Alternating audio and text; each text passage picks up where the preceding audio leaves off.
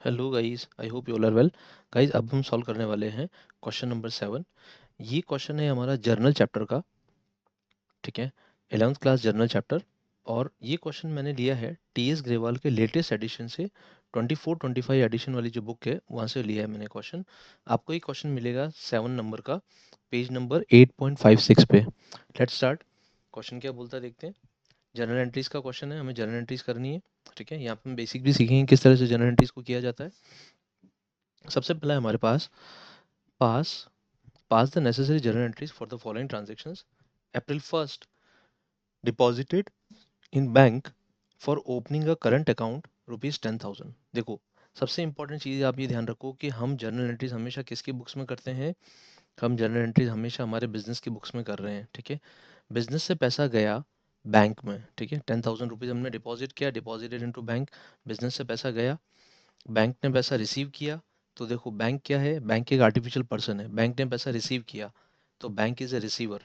तो हम एंट्री करेंगे बैंक अकाउंट डेबिट। और बैंक को डेबिट करने से बैंक हमारा एसेट भी बन जाएगा। So it becomes bank account debit. और बिजनेस से पैसा जा रहा है, कैश जा रहा है। Credit what goes out, cash cash is a real account. तो credit what goes out, ₹10,000 cash चला गया। ये हो गई हमारी एंट्री। यहाँ पे लिखेंगे being cash deposited into bank. ऐसे छोटी सी नरेशन आप लिख सकते हो, being cash deposited in bank. ठीक है, हमेशा रूल अप्लाई करके रूल को अप्लाई करो और फिर जर्नल एंट्री करो, कभी भी आपकी जर्नल एंट्री गलत नहीं होगी। ठीक है, नेक्स्ट देखते हैं। विड्रॉन फ्रॉम बैंक, बैंक से पैसा विड्रॉ किया, कितना, ₹5,000। ये पैसा हमने विड्रॉ किया, निकाला है, बिजनेस में आया। बिजनेस में पैसा आ रहा है, बैंक से हमने विड्रॉ किया है। Cash account debit, debit what comes in. Business में जब भी पैसा आता है तो हम उसे डेबिट करते हैं, ₹5,000। Who is a giver of this money? Bank is a giver. Credit the giver because bank is a personal account. Personal account का रूल क्या है, पर्सनल अकाउंट का रूल है debit the receiver credit the giver. ठीक है, तो यहाँ पे लिखेंगे to bank account, that is ₹5,000। 5,000 यहाँ पे क्रेडिट कर देंगे। ठीक है, अब नीचे नरेशन लिखेंगे being cash withdrawn from bank. ऐसा छोटा सा नरेशन लिख देंगे, being cash withdrawn from bank. अच्छा, ये हमने जो कैश विड्रॉ किया ना दोस्तों, ये कैश विड्रॉ किया हमने ऑफिस यूज़ के लिए। अगर हम ये कैश विड्रॉ करते हैं पर्सनल यूज़ के लिए, तो यहाँ पे जो वर्ड कैश आ रहा है इसकी जगह आ जाता है ड्राइंग्स अकाउंट। अगर हम पर्सनल यूज़ के लिए विड्रॉ करता, ओनर अपने पर्सनल यूज़ के लिए विड्रॉ करता, तो ड्राइंग्स अकाउंट आ जाता। बट ये विड्रॉ किया गया बिजनेस के पर्पज़ के लिए, क्योंकि कुछ नहीं बोला है, इसका मतलब बिजनेस पर्पज़ ही मानेंगे इसको। और कैश अकाउंट डेबिट करेंगे। Let's move to next transaction. Received a cheque from Ramesh to whom goods were sold for ₹12,000 last year, allowed him 1% discount on payment. देखो, रमेश से हमारे पास चेक आया। अब सबसे पहले ही देखो कि रमेश हमारी बुक्स में किस रेंज में था, मतलब उसका बैलेंस क्या था। रमेश से हम पैसा मांगते थे, रमेश को हमने पिछले साल माल बेचा था, तो रमेश हमारी बुक्स में डेबिट था, हमने एंट्री करी थी Ramesh account debit to sales. तभी से रमेश हमारी बुक्स में डेबिट है। ठीक है, अब रमेश डेबिट है। अब हमें क्या, हमें उसका पेमेंट आ गया। और जब पेमेंट आया तो हमने उसको 1% डिस्काउंट दिया। तो देखो, ₹12,000 पेमेंट बाकी था। 1% कितना हो जाएगा, 12,000 का 1% हो जाएगा ₹120। ठीक है, और कितना चेक आया, 12,000 में से हमने डिस्काउंट दे दिया 120 का, तो हमारे पास चेक आया 12,900, 12,880, 11,880। ठीक है, ₹11,880 का चेक आया हमारे पास। ये रमेश ने चेक दिया। Receive cheque from Ramesh, cheque आ गया। अब देखो, जब भी ऐसा कोई ट्रांजेक्शन आता है चेक रिसीव होने का, आप एग्जाम में एक चीज ध्यान रखो, इसका जो अगला ट्रांजेक्शन है, नेक्स्ट ट्रांजेक्शन, उसको भी देखो। क्योंकि हो सकता है रमेश से आज चेक आया हो हमारे पास और हमने बाद में डिपॉजिट कराया कराया हो। क्योंकि अगर चेक आज आया और आज ही डिपॉजिट करा दिया तो बैंक अकाउंट डेबिट होगा। बट अगर चेक आज आया और कल डिपॉजिट कराया तो बैंक अकाउंट डेबिट नहीं होगा। तो देखो, नेक्स्ट ट्रांजेक्शन देखते हैं इसका। April 7 का देखो लिखा है, Ramesh check deposited in the bank. हमने नेक्स्ट डे चेक जमा कराया। April 5 को हमें सिर्फ चेक रिसीव हुआ है।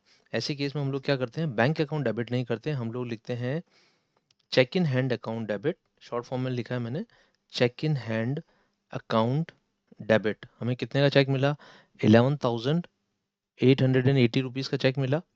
हमने डिस्काउंट दिया तो हम एंट्री करेंगे, डिस्काउंट हमारा लॉस है, डिस्काउंट को डेबिट किया जाएगा। Discount allowed account debit. Cheque in hand को हमने डेबिट क्यों किया? क्योंकि वो हमारा एसेट है, ठीक है। डेबिट व्हाट कम्स इन, जब भी कोई एसेट आता है तो डेबिट व्हाट कम्स इन। अच्छा, हमें चेक देने वाला कौन? Who is a giver? Ramesh.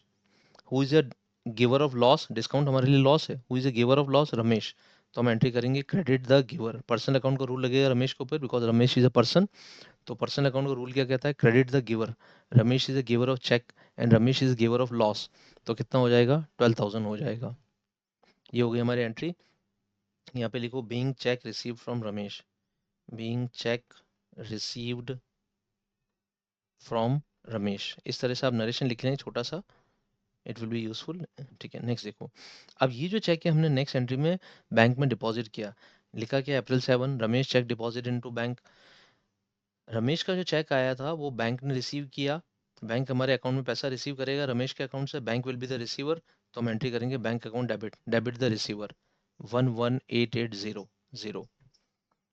To cheque in hand, जो चेक इन हैंड हमारे पास डेबिट पड़ा था हमने उस चेक इन हैंड को क्रेडिट कर दिया to cheque in hand account 11880। यहाँ पे लिखेंगे बीइंग चेक डिपॉजिटेड, सिंपल। ठीक है, नेक्स्ट देखते हैं। Ramesh cheque dishonoured bank charges 20 rupees. अब रमेश का चेक डिसओनर हो गया। देखो अब ये एंट्री बहुत अलग है। यहाँ पे रमेश का जब चेक आया तो हमने बैंक को डेबिट किया था, अब हम बैंक को वापस क्रेडिट कर देंगे। और बैंक ने हमसे चार्जेस और ले लिए, 20 रुपीज चार्जेस ले लिए। ठीक है, तो देखो कैसे करेंगे एंट्री। चेक डिसओनर हुआ, रमेश को हम वापस डेटर बना देंगे, रमेश को डेबिट कर देंगे। ठीक है, रमेश अकाउंट डेबिट। पहले हमारे पास रमेश डेबिट में था शुरू में, देखो आप, जब हमने रमेश को गुड्स बेचा था तब से रमेश हमारे अकाउंट में डेबिट था। ठीक है, अब उसका चेक डिसओनर हो गया तो वापस से मुझसे पैसा मांगते हैं, हम उसे वापस डेबिट कर देंगे। ठीक है, तो रमेश अकाउंट डेबिट वापस करेंगे। अब यहाँ पे अमाउंट अलग होगा। देखो 12,000 रुपये तो हम रमेश से पहले से मांगते थे, भले हमने उसको डिस्काउंट दिया बट हम मांगते थे उससे 12,000 रुपये। 20 रुपये बैंक चार्जेस का और मांगते हैं हम लोग। तो टोटल रमेश को कितना अमाउंट से डेबिट करेंगे? 12,020 रुपये से, 12,020 रुपीज से। ठीक है, और हमने जो डिस्काउंट दिया था वो डिस्काउंट भी वापस ले लेंगे, क्योंकि अब जब चेक ही डिसओनर हो गया तो किस बात का डिस्काउंट दें हम लोग। ठीक है, तो हम वापस से क्या करेंगे? वापस से हम लोग डिस्काउंट अलाउड ले लेंगे। ठीक है, अब जो बैंक चार्जेस है वो भी हमने डेबिट कर दिया, रमेश अकाउंट डेबिट कर दिया। बैंक को तो हमें पूरा पैसा देना पड़ेगा। ठीक है, बैंक टू बैंक अकाउंट। ठीक है तो बैंक को हमें टोटल पैसा देना पड़ेगा 11,880। तो हमने बैंक अकाउंट डेबिट किया था जब चेक आया था, और 20 रुपये हमें देने पड़ेंगे बैंक को बैंक चार्जेस के। तो टोटल हमें बैंक को देना पड़ेगा 11,900 रुपये। तो यहाँ पे लिखेंगे टू बैंक अकाउंट 11,900 रुपये। और जो हमने डिस्काउंट अलाउड किया था उस डिस्काउंट को वापस क्रेडिट कर देंगे हम। It is now no more required. ठीक है, credit all expenses when they are decreased. तो यहाँ पे 120 रुपीज़ हम क्रेडिट कर देंगे। तो अल्टीमेटली हमारा रमेश अकाउंट डेबिट हो गया। और यहाँ पे लिख देंगे बीइंग चेक ऑफ रमेश डिसओनर्ड। ठीक है, इस तरह से एक छोटा सा नरेशन लिख देंगे, डिसओनर्ड। सो ये हो गई हमारी एंट्री। अब हम देखते हैं, देखो next is Ramesh settled his account by issuing cheque for including ₹60 for interest. 12,080 रुपये का चेक आया। देखो हम 12,020 रुपये तो हम पहले से रमेश से मांगते थे, रमेश हमारी बुक्स में डेबिट कर दिया था हमने। ठीक है, अब रमेश का चेक आया 12,080 रुपये का। ठीक है, अब नीचे सबसे पहले देखो ये चेक जमा कराया क्या? यहाँ पे कुछ नहीं बोल रखा हमें। ठीक है, नीचे वाले कोई भी ट्रांजेक्शन में चेक डिपॉजिट करने की बात नहीं बोली, तो हम ये मान लेंगे कि रमेश का चेक जिस दिन आया उसी दिन हमने बैंक में डिपॉजिट करा दिया। तो हम एंट्री करेंगे बैंक अकाउंट डेबिट 12,080 रुपये। रमेश से हम ऑलरेडी कितना मांगते थे? टू रमेश। यहाँ पे क्रेडिट द गिवर क्यों किया? Because Ramesh is the giver of cheque. Ramesh से हम ऑलरेडी मांगते थे 20 रुपये, 12,020 रुपये। और ये जो हमने इंटरेस्ट चार्ज किया उससे, ये हमारी इनकम है। ठीक है, तो income in gains are credited. तो हम क्रेडिट करेंगे टू इंटरेस्ट अकाउंट। इनकम है हमारी। नॉमिनल अकाउंट का रूल क्या है? नॉमिनल अकाउंट का रूल है debit all expenses and credit all incomes in gains. तो 60 रुपीज़ हम लोग क्या करेंगे? क्रेडिट कर देंगे इनकम मान के। तो ये एंट्री कंप्लीट हो गई। यहाँ पे लिख दो being check receive from Ramesh. ऐसा एक छोटा सा नरेशन लिख दो, फ्रॉम रमेश। एंड ऐसा भी लिख सकते हैं साथ में, and interest charged, interest is also charge from Ramesh. ठीक, नाउ नेक्स्ट ट्रांजेक्शन मूव होते हैं। Cash directly deposited by Raja a customer in bank account ₹8,000। हमारा जो एक कस्टमर है राजा, उसने डायरेक्टली हमारे बैंक अकाउंट में पैसा जमा करा दिया। तो बैंक में पैसा आया, bank is a receiver, bank is an artificial person, personal account का रूल लगेगा, debit the receiver, bank account debit 8,000। ठीक है, डेबिट द रिसीवर। अच्छा, राजा हमारा कस्टमर है, ही इज अ गिवर, तो credit the giver because Raja is also personal account, Raja is a natural person, तो personal account है, तो टू राजा अकाउंट 8,000। ये हो गया being amount received in bank, या being amount paid by Raja, being amount deposited by Raja, ऐसा लिख सकते हैं। राजा ने डायरेक्टली डिपॉजिट कराया, being amount deposited by Raja. ये हो गया हमारा कंप्लीट ट्रांजेक्शन। नेक्स्ट देखते हैं, bank draft got issued in favour of M S Lal and sons 5,000, bank charges 700। देखो बैंक ड्राफ्ट क्या होता है पहले हम समझते हैं। आजकल ऑनलाइन सिस्टम हो गया, पहले क्या होता था, पहले एक बैंक ड्राफ्ट सिस्टम होता था। बैंक ड्राफ्ट का मतलब है हमें कहीं पेमेंट करना होता था, डिमांड ड्राफ्ट बनवाना पड़ता था। बैंक हमको डिमांड ड्राफ्ट बना के देती थी और बैंक हमसे पैसे पहले से ले लेती थी। ठीक है, जैसे मान लो यहाँ पे लाल इंसेंस जो है ना, लाल इंसेंस को 5,000 का बैंक ड्राफ्ट बना के देना है और बैंक 700 रुपये चार्जेस ले रही है, तो टोटल हमें बैंक को 5,700 रुपये पहले ही दे देने हैं, फिर बैंक हमें बैंक ड्राफ्ट बना के देगी। और वो जो बैंक ड्राफ्ट बना के देगी वो हम किसको दे देंगे, वो हम लाल इंसेंस को दे देंगे। तो देखो, हम बैंक ड्राफ्ट बनाकर दे रहे हैं, हम पहले हमारी बैंक को पैसा दे रहे हैं। ठीक है, तो बैंक क्या कर रहा है, हमारे अकाउंट में से निकाल रहा है पैसा। हमारा बैंक में अकाउंट है, हम उसको कह रहे हैं कि तुम एक बैंक ड्राफ्ट बना के दे दो, तो बैंक हमारे अकाउंट में से पैसा विड्रॉ कर रहा है। Means bank is a giver, bank खुद ही पैसा ले रहा है, बैंक ड्राफ्ट बना के दे रहा है, बट हमारे पॉइंट ऑफ व्यू से बैंक इज अ गिवर। हमारे अकाउंट में से पैसा कौन दे रहा है, बैंक खुद। तो बैंक से पैसा कितना गया, 5,700 रुपये। ठीक है, अब लाल इंसेंस को हमने ड्राफ्ट दिया, बनाया draft, draft is kind of cheque, एक तरह का चेक होता है। ठीक है, तो हमने लाल इंसेंस को ड्राफ्ट बना के दिया। ठीक है, लाल इंसेंस इज रिसीवर, हम एंट्री करेंगे लाल इंसेंस अकाउंट डेबिट। ठीक है, देखो सबसे इंपॉर्टेंट बात, हम लाल इंसेंस को पैसा क्यों दे रहे हैं इसको समझो। लाल इंसेंस हमसे पैसा मांगता है, लाल इंसेंस जो है वो हमारा क्रेडिटर है, तो M S measures Lal incense is a creditor. और क्रेडिटर इसका मतलब उसकी रेंज क्या है, उसकी रेंज है credit, he is a creditor, तो उसकी रेंज है क्रेडिट 5,000। अब हम उसको डेबिट कर देंगे क्योंकि हम उसको, ही is a receiver of draft. ठीक है, और जो बैंक चार्जेस लिए हैं, हम बैंक चार्जेस को डेबिट कर देंगे। बैंक चार्जेस हमारा एक्सपेंस है, एक्सपेंसेस को डेबिट कर देंगे 700 रुपीज़ का। ठीक है, अब नेक्स्ट ट्रांजेक्शन देखते हैं हम लोग।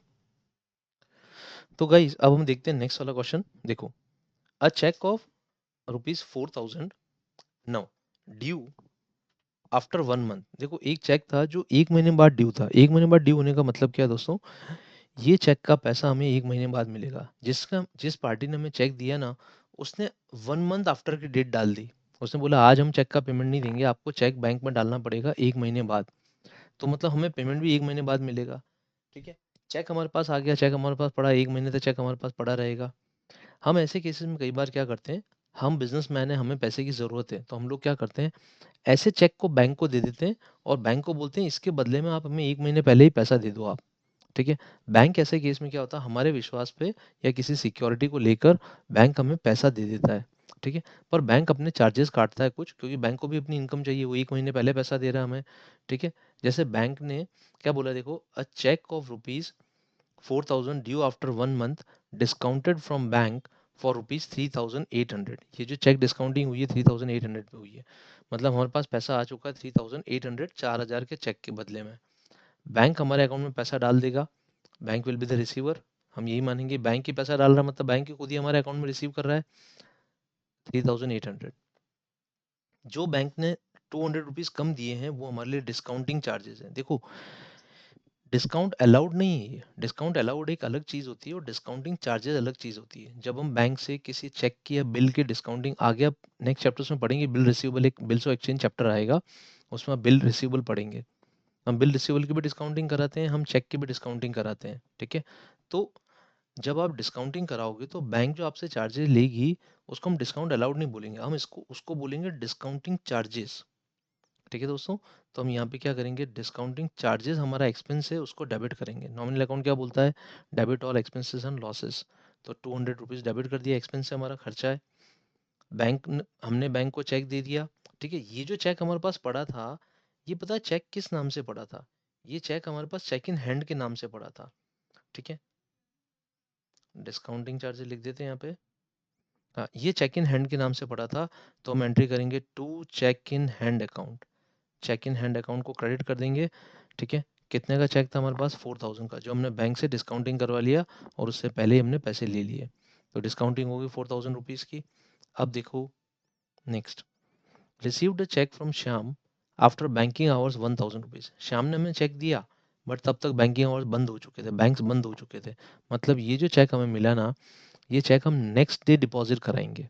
आज तो हमें सिर्फ चेक मिला है, पर इसका डिपॉजिशन अब नेक्स्ट डे होगा, क्योंकि बैंकिंग आवर्स बंद हो चुके हैं, बैंक्स बंद हो चुके हैं। ठीक है, तो इस चेक को हम क्या मान लेंगे? Cheque in hand account debit.